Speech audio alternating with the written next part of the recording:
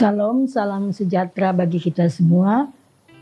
Berjumpa kembali dengan saya Pendeta Maresa Pekoli. Saya akan mengajak Bapak Ibu Saudara Permisa Tabura Injil untuk melihat perikop pembacaan firman Tuhan kita pada berita Tabura Injil saat ini terdapat dalam kitab Lukas pasal 24 ayat 13 sampai dengan ayat yang ke-35. Tetapi sebelum kita mendengarkan berita firman Tuhan, mari kita berdoa.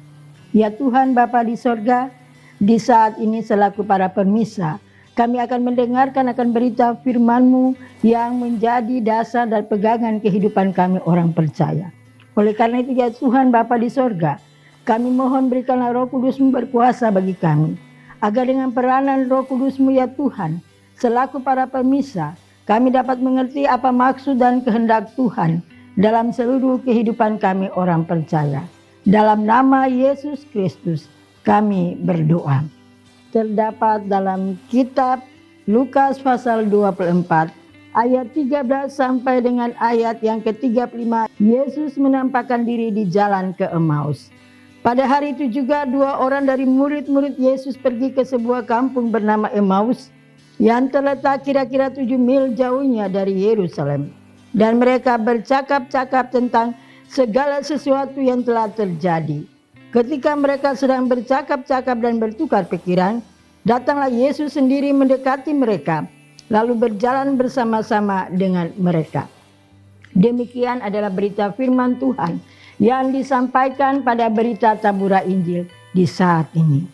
Bapak Ibu Saudara Permisa Tabura Injil yang dikasihi Yesus Kristus, kita masih berada dalam suasana Paskah atau kebangkitan Yesus Kristus. Kembali kita bersama Yesus, kehidupan kita akan selalu mempengaruhi kehidupan orang lain, terutama mereka yang berada dekat dengan diri kita. Suami, istri, anak-anak, orang tua, dan lain-lain. Kebangkitan Yesus Kristus adalah kebangkitan yang sungguh luar biasa, yang mengubah hidup saya dan Bapak Ibu Saudara Permisa. Kita berjumpa dengan seseorang yang hidupnya sangat mempengaruhi kehidupan mereka yang percaya kepadanya. Lukas pasal 24 ayat 8 sampai dengan ayat yang ke-21a. Seorang dari mereka namanya Kleopas menjawab Yesus, "Adakah engkau satu-satunya orang asing di Yerusalem yang tidak tahu apa yang terjadi di situ pada hari-hari belakangan ini?" Katanya kepada mereka, "Apakah itu?" Jawab Yesus, "Apa yang terjadi dengan Yesus orang Nazaret? Dia adalah seorang nabi yang berkuasa dalam pekerjaan dan dalam perkataan di hadapan Allah dan di depan seluruh bangsa kafir. Tetapi imam-imam kepala dan pemimpin-pemimpin kami telah menyerahkan dia untuk dihukum mati, dan mereka telah menyalibkannya. Padahal kami dahulu mengharapkan bahwa dialah yang datang untuk membebaskan bangsa Israel." Apa yang terjadi Bapak Ibu Saudara Permisa? Benturan keras antara harapan dengan kenyataan, impian masa lalu dengan kenyataan di hari ini. Tuhan, kenapa harus terjadi seperti ini? Apa yang kurang dengan rencana yang kemarin sebelum sekarang, padahal rencana dalam kehidupan ini, ada hal-hal yang terjadi dalam kehidupan ini yang mungkin membuat kita selaku orang percaya merasa bahwa seakan-akan menjadi orang yang paling bodoh dalam kehidupan dunia ini, yang punya harapan dan punya semangat setinggi langit, tetapi kenyataannya nol besar. Bapak Ibu Saudara Permisa yang Tuhan Yesus kasihi, tiba-tiba pandangan mata kita menjadi gelap, semakin semangat hancur, hati bertanya untuk apa lagi kita begitu. Mungkin itu yang menyelamatkan mengapa dua orang ini memutuskan untuk pulang kampung ke Emmaus. Mereka percaya, pengharapan yang sangat mempengaruhi kehidupan mereka, berpikir mereka, tetapi kenyataannya nol besar. Bapak Ibu Saudara pemirsa tabura Injil yang dikasihi Yesus Kristus.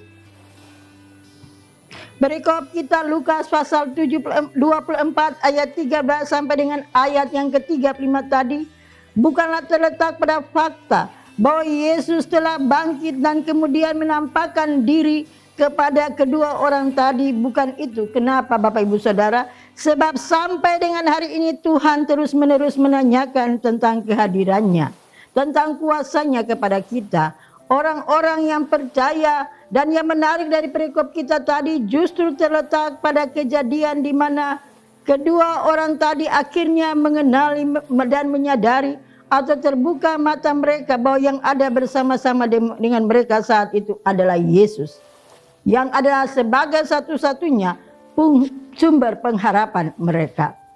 Lukas pasal 24 ayat 30 sampai dengan 31 berkata bahwa waktu ia duduk makan dengan mereka, Yesus mengambil roti, mengucap berkat dan memecah-mecahkannya dan memberikannya kepada mereka. Ketika itu terbukalah mata mereka dan mereka pun mengenal Yesus. Tetapi Yesus lenyap dan hilang dari tengah-tengah mereka. Lukas pasal 24 ayat 33a berkata, lalu bangunlah mereka dan terus kembali ke Yerusalem. Di situ mereka mendapati akan ke-12 itu. Bayangkan Bapak Ibu Saudara, dari Yerusalem ke Emmaus itu jaraknya 7 mil, sekitar 11 km perjalanannya yang cukup panjang. Akan tetapi begitu murid-murid tahu bahwa Yesus ada bersama-sama dengan mereka, maka mereka benar-benar kembali bersamanya. Dan mereka saling bersemangat.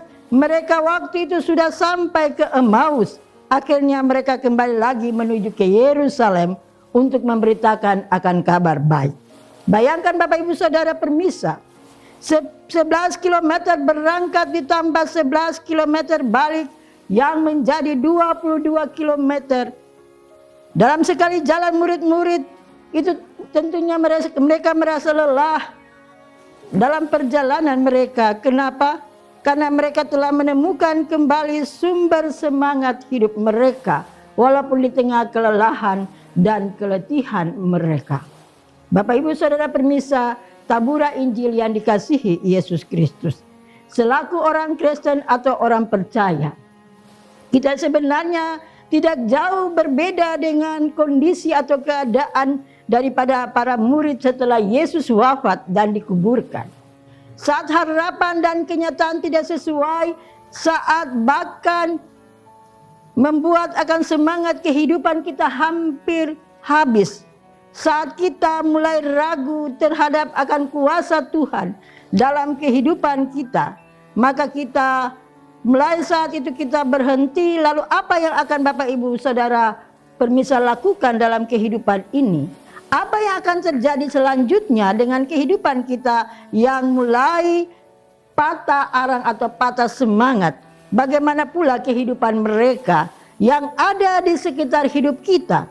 Jangan lupa Bapak Ibu Saudara permisa bahwa kehidupan kita akan mempengaruhi akan kehidupan orang lain.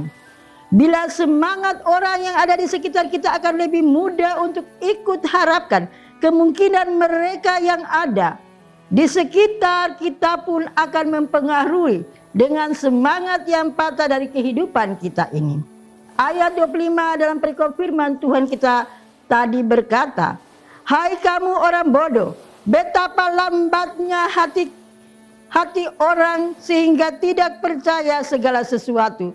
Jangan-jangan justru Tuhan lah yang ada dalam keadaan kita seperti itu. Kepada siapapun kita hadir, bahkan kita harus ingat bahwa sewaktu-waktu dalam kehilangan semangat hidup, kita mulai menggunakan akan kuasa Tuhan yang terjadi dalam hidup kita, yang terjadi dalam keadaan, dalam kehidupan kita, yang kita harapkan setiap saat. Padahal Bapak Ibu Saudara permisa tabura Injil, penderitaan Yesus, bahkan kematiannya di Golgota, kebangkitannya, bukanlah hal itu sudah dinyatakan jauh-jauh hari sebelum kejadian yang membuat akan murid-murid Yesus patah semangat atau memutuskan akan kehidupan mereka untuk pulang kampung. Perikop pembacaan firman Tuhan kita di saat ini, Bapak Ibu Saudara permisa, mengajak kita semua selaku orang percaya untuk kita terus berjuang. Kita terus bersemangat dalam kehidupan ini. Kita terus kembali memulakan kehidupan kita ini dalam perayaan Paskah Kristus dengan kebangkitannya. Dan kita terus melakukan apa yang telah Tuhan Yesus lakukan dan janjikan dalam kehidupan kita orang percaya. Anggaplah Bapak Ibu Saudara permisa bahwa kehidupan kita ini sebagai sebuah hutan belantara. Dan Yesus adalah pengharapan hidup kita.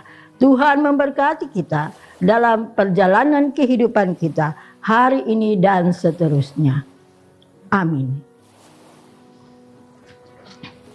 Bapak Ibu Saudara permisa yang dikasihi Tuhan, mari kita berdoa. Bapa kami yang di sorga, kami bersyukur dan berterima kasih Tuhan bahwa Engkau boleh memberkati kami dalam kehidupan kami sehingga kami boleh memperingati akan kematian dan kebangkitan Kristus dalam kehidupan kami. Kami meyakini Tuhan bahwa kebangkitan Kristus dalam kehidupan kami orang percaya akan selalu memberikan akan semangat dan pengharapan kehidupan kami yang baru untuk memulaikan kehidupan kami dalam perjalanan kami di tahun 2021 ini. Bapa kami di sorga, kami berdoa menyerahkan akan kehidupan kami selaku Bapak Ibu dan anak-anak dalam segala tugas tanggung jawab kami. Biarlah Allah memberkati kami dan Allah memberikan keyakinan iman yang baik kepada kami untuk kami selalu berpengharapan kepada Engkau selaku satu-satunya sumber kehidupan ini. Kami berdoa menyerahkan akan perjalanan kehidupan gereja kami dalam dunia ini, Gereja Kristen Injili, dalam kehidupan semangat kebangkitan Kristus. Biarlah Allah terus memberkati sehingga perjalanan Gereja Kristen Injili senantiasa selalu berada dalam kehidupan dunia ini, sehingga nama Tuhan selalu dipermuliakan dalam dunia ini. Bapa kami ada dalam kerajaan sorga, kami berdoa menyerahkan akan kehidupan kami di tengah berbagai tantangan kehidupan dunia ini. Biarlah Allah senantiasa memberikan semangat dan pengharapan bagi kami, bahwa dengan kebangkitan Kristus akan menjadikan akan kehidupan kami untuk lebih bersemangat, lebih berjuang dalam kehidupan ini dan meyakini Engkau sebagai satu-satunya penyelamat kehidupan kami. Bapa kami yang ada dalam kerajaan sorga, inilah seluruh kehidupan kami dalam dunia ini. Kami akan memulai akan kehidupan kami dengan yakin dan percaya bahwa Engkau adalah satu-satunya pemberi kehidupan ini. Dalam nama Yesus Kristus yang adalah sumber kehidupan kami, kami berdoa kepada Allah Bapa di sorga. Amin.